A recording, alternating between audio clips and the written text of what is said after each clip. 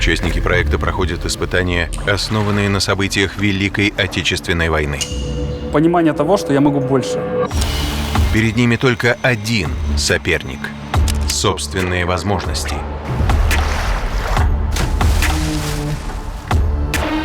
Когда ты понял, что ты уже не чувствуешь своего тела, ты просто идешь.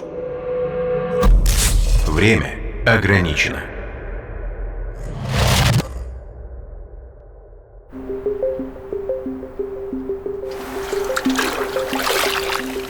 Во время войны инфраструктура многих городов, включая водопровод, была полностью разрушена. И решать эту проблему приходилось простым мальчишкам. Это второй сезон интернет-реалити «Пережить, чтобы помнить». Досмотри это видео до конца, и ты поймешь, что это тяжелее, чем кажется. Елецкая операция стала знаковой в битве за Москву и первой крупной победой Красной Армии. За 5 дней оккупации город серьезно пострадал. Были уничтожены километры железнодорожных путей, более полумиллиона зданий, электростанция, водопровод. Здорово, парни! Скорее всего, совсем скоро вы пожалеете о том, что сюда пришли. Но пока вы бодры и полны сил, давайте знакомиться. Лёша. Саня. Ярослав. Алексей, фитнес-тренер, увлекается актерским мастерством, считает главным качеством мужчины способность отвечать за свои слова.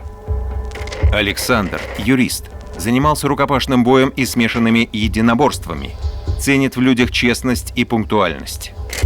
Ярослав, юрист, играет на духовых инструментах, своими сильными чертами считает настойчивость, прагматичность и самоиронию. Ну что, у вас есть река, у вас есть 4 бочки по 450 литров и 6 ведер. 2 бочки – это норма, с которой в военное время справлялся 14-летний подросток. Вы 3 взрослых мужика, и у вас есть 6 часов времени. Я верю в вас. Вперед!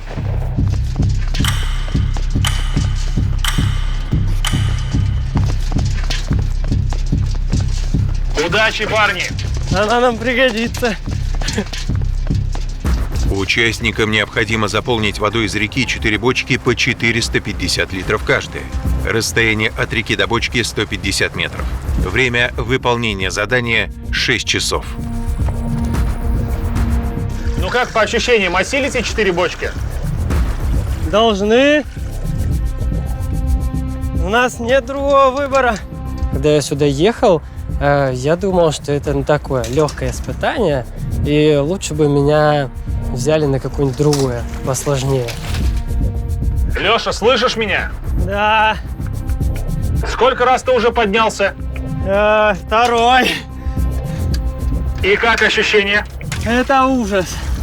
Это непосильная работа для ребят 14 лет. Я вообще не знаю, как они изо дня в день это делали. Я думаю, у нас все получится. У тебя бывало такое? Нет, впервые. Ну, надо себя заставить. Все-таки, когда 14-летние мальчики это делали, это героический поступок. Мне 28 лет, для меня это сложно. Блин, это реально тяжело. Парни, у нас нет задачи вас замучить. Если тяжело 2 ведра, носите по 1 ведру. Неудобно. По одному неудобно, баланса нет. Перевешивает. Тут либо 2, либо сиди отдыхай. Даже просто 2 ведра сносить вниз и вверх – это сложная задача. Но когда их порядка 500 ведер на каждого из 3 участников, здесь начинается в действительности борьба с собой и со своими возможностями. По идее, если мы правильно с мужиками вычислили, то еще каждый по 5, и она полная. Мы прям рассчитали, сколько кто должен отнести, сколько должен ходок с этим ведром сделать туда-сюда.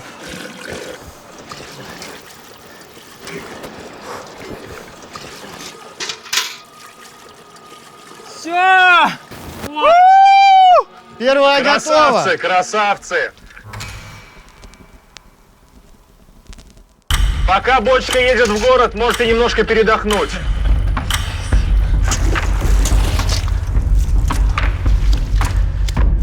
Вторая бочка, парни, удачи! Спасибо. Спасибо. Спасибо. На. Главное не поскользнуться. Мокро. Самым сложным это был подъем. Когда шли, вода расплескивалась, и, естественно, получалась грязь, и было скользко подниматься. У меня уже полная воды обувь. Такая же фигня. Я вбегал на препятствия, потому что я думал, если я начну по ним забираться, это будет еще сложнее, и с ускорением у меня получалось гораздо лучше. Еще один подъемчик. Помощь нужна? Нет. А каждая пролитая мимо капля прям как ножом. Ты думаешь, блин, я что, зря ее нес? Конечно, чувствовал ответственность, чтобы не расплескалось много воды, потому что если я донесу ее меньше, надо будет опять поднимать еще больше воды. А еще больше воды поднимать, это еще сильнее устанешь. Саня просто на середину реки уходит. Ноги хотя бы остудить. Ярик, как дела? Самое главное это принять вот эти нагрузки. Смириться с тем, что это надо делать. Нагрузка без подготовки, я думаю, что это невозможно. Мы не набрали еще вторую бочку, а я уже чувствую, что у меня ноги просто не идут.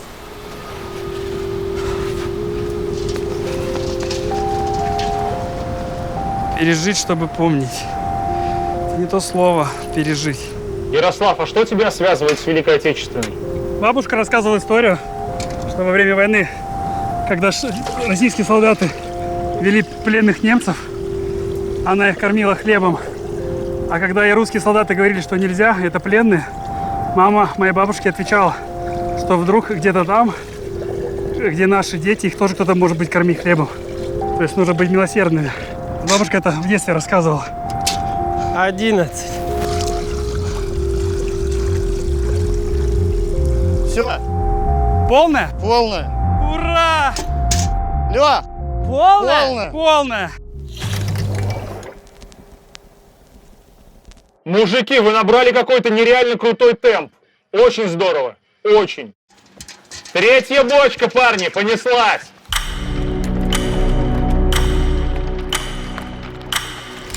После второй бочки вот уже началось то, что тяжеловато, поскальзываешься на грязи, и все, и ноги уже начинали не слушаться. Ярик, как ощущения? Очень сложно темп поддерживать. Силы на исходе. Сейчас организм должен перестроиться, открыться второе дыхание. Руки сгорели, шея, это вообще дискомфорт такой сильный. Солнце жарит, как будто, блин, часа 3 уже шашлык жарю.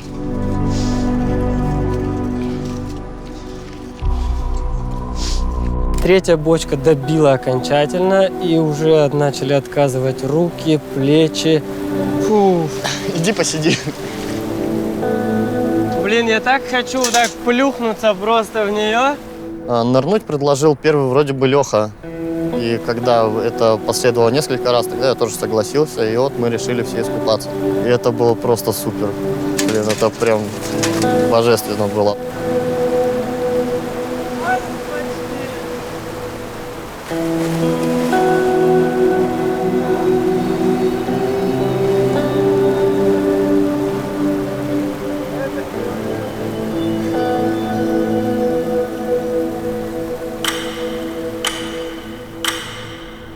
Это было прям как глоток спасительный какой-то. Но потом ты весь мокрый, штаны мокрые. Ты, короче, стал тяжелее.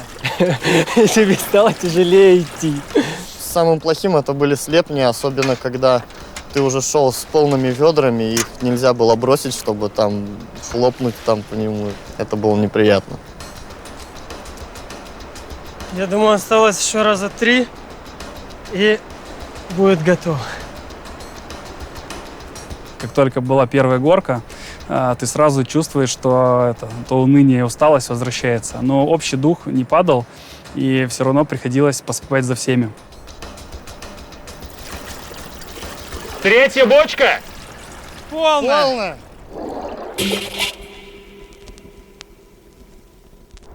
Отлично, парни. Есть ощущение, что вы успеете и четвертую. Времени у вас достаточно. Вопрос только, хватит ли вам сил. 4-я бочка дается нам пока легко. Но это пока. Руки не чувствуют боли, ноги не чувствуют ничего. Дыхание сбиваться начинает сразу.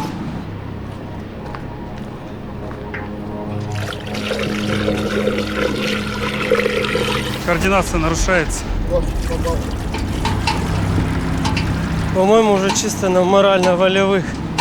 К концу 4-й бочки ты уже не чувствуешь своего тела, ты просто идешь, идешь и идешь. Оставшаяся сил осталась. Почти. Началось выживание. Но это надо сделать. Надо и больше никак.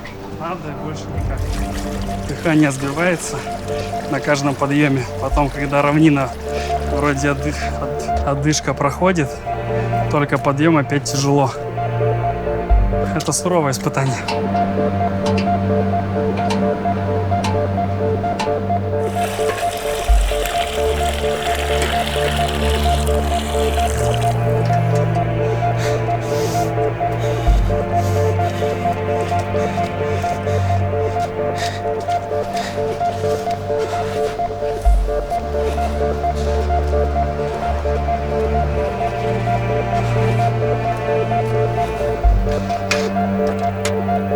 Давай, родная, наполняйся.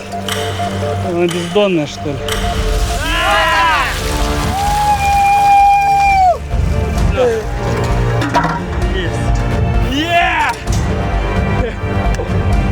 Я думаю, мы действовали как команда, потому что даже когда мы проходили с ведрами, друг друга подбадривали, как-то шутили, и это вот доставляло больше позитива, и как-то рвения было больше. Я думаю, все одинаково хорошо справились. Мужики, ну это было красиво. Я вас поздравляю, вы не люди, вы машины. Так быстро у нас еще никто не справлялся. Ну что, расскажите, когда был самый сложный период в этом испытании? Переломно, когда 2 бочки сделали, и ты понимаешь, что еще столько же нужно сделать. Это самый тяжелый момент, когда ты понимаешь, что ты на половине пути. Ноги отказали, руки отказали, и потом ты уже просто нес, потому что надо это сделать. Я очень надеюсь, что вы приобрели сегодня какой-то интересный опыт, но, как минимум, шикарный загар. Короче, спасибо, что пришли. Вы мощь, вы огонь, мужики. Красавцы. Это было интернет-реалити «Пережить, чтобы помнить». Стань героем нашего проекта, чтобы узнать, на что ты способен. Пока. Думай, что тебе важно среди рейтингов и эпатажа, среди лажи и купли-продажи. Каждый покажет, что он там нажил. Среди серых многоэтажек, среди серых волков, что куражат, среди серых с печатью бумажек. Каждый мой брат, ну точно заряжен. Пережить, чтобы помнить, ты добро, а не похоть. Дорожить своей верой, пока из тьмы этот мир не потерян. Пережить, чтобы помнить, ты добро, а не похоть. Дорожить своей верой, пока из тьмы этот мир не потерян.